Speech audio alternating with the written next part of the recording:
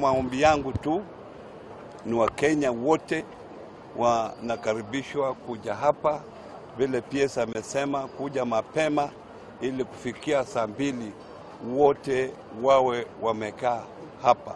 Wananchi wote, aswa watu wetu ambao wanatoka kila ward. Mimi kama senator naunga mkono gavana wangu kwa kukaribisha wageni wote hapa Kakamega. Kakamega ni mji mzuri, na vile gavana amesema kwamba leo jioni tunaenda kukutana na rais sisi kama viongozi, na lile ombi letu kama viongozi ni kwamba tunataka tusherehekee pia mashujaa wa huku Western Province wakiongozwa na Masinde Muliro, Martin Shikuku, Moses Mudavadi, kwamba tusherehekee hao ndio walilei foundation yetu kama jamii ya Western Province. The president is hosting all leaders from Western region of the 5 counties, Trans Nzoia, Vihiga, Kakamega, Bungoma and Busia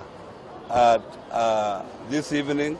So all leaders who have been invited, make sure that we keep time so that we are there to interact